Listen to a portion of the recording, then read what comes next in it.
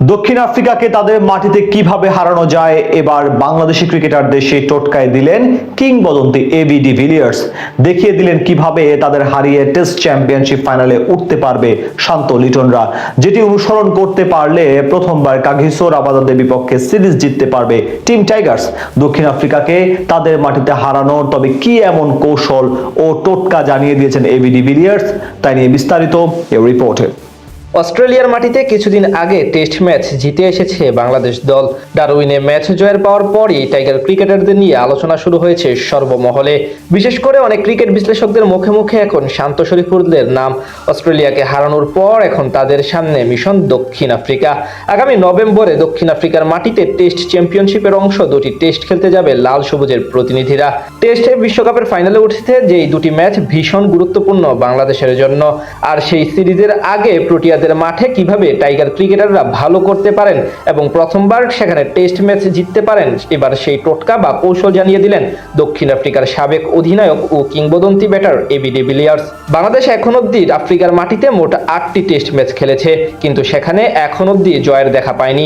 বিশেষ করে এমন কন্ডিশনে ব্যাটিংয়ে সবচেয়ে বেশি ভুগতে হয় লাল সবুজদের, যদিও আগের বাংলাদেশের সঙ্গে এখন অনেকটাই পার্থক্য রয়েছে।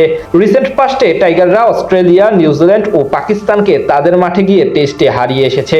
এদিক থেকে দক্ষিণ আফ্রিকার বিপক্ষে আসন্ন টেস্ট সিরিজ নিয়ে প্রায় সবাই দারুণ প্রত্যাশী। তবে এর আগে ব্যাটারদের আলাদাভাবে পারফরমেন্স করতে হবে। বোলিং এর দিক থেকে কোনো চিন্তা না থাকলেও ব্যাটারদের নিয়েই মূল সমস্যা, আর সেই সমস্যার সমাধান দিলেন কিংবদন্তি এবি ডিভিলিয়ার্স। কিভাবে তাদের মাঠে গিয়ে টেস্ট জেতা যায় সেটি জানিয়েছেন মিস্টার 360 ডিগ্রি। ডিভিলিয়ার্স বলেন, আমার মনে হয় দক্ষিণ আফ্রিকায় প্রতিদ্বন্দ্বিতাপূর্ণ লড়াই করবে বাংলাদেশ। দক্ষিণ আফ্রিকা বিশ্বের সবচেয়ে কঠিন জায়গাগুলোর একটি, বিশেষ করে ব্যাটসম্যানদের জন্য। বল শুধু সুইং করে না, সিমেও মুভ করে, পিচে পড়ার পর মুভ করে। খুব বেশি খেলোয়াড় এতে অভ্যস্ত নয়, তাদের মুখোমুখি হওয়াটা তাই খুব কঠিন। আর ঠিক সেই চ্যালেঞ্জ কিভাবে মোকাবিলা করতে হবে সেটাও বলে দিলেন তিনি। বাংলাদেশের ব্যাটারদের উদ্দেশ্যে বিশেষ পরামর্শ পেশ করলেন সাবেক প্রোটিয়া কাপ্তান। সেখানে ডিভিলিয়ার্স বলেন, আমার ব্যক্তিগত কিছু কৌশল আছে। কখনো ক্রিজ থেকে বের হয়ে এসেছি, কখনো বা স্ট্যাম্প ঢেকে ব্যাট করেছি, আবার কখনো স্ট্যাম্প ছেড়ে দিয়েছি। কন্ডিশনটা কেমন মনে হচ্ছে সেটার উপর এসব নির্ভর করে।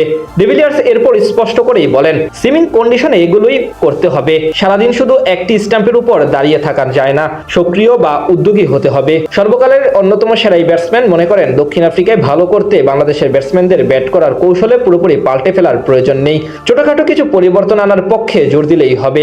তবে তার বিশ্বাস অতীতের চেয়ে এবার দক্ষিণ আফ্রিকার মাটিতে অধিক ভালো করবে বাংলাদেশ এবং সিরিজ বা ম্যাচ জয়েরও ভালো সম্ভাবনা রয়েছে, যেটি বাস্তব হলে টেস্ট চ্যাম্পিয়নশিপের ফাইনালে ওঠার পথ আরো বেশি সহজ হয়ে যাবে শান্তদের জন্য। এদিকে বাংলাদেশ দলের কোচ হতে না চাইলেও খণ্ডকালীন পরামর্শক বা ক্রিকেটারদের সঙ্গে ব্যক্তিগতভাবে কাজ করতে আগ্রহী ডিভিলিয়ার্স।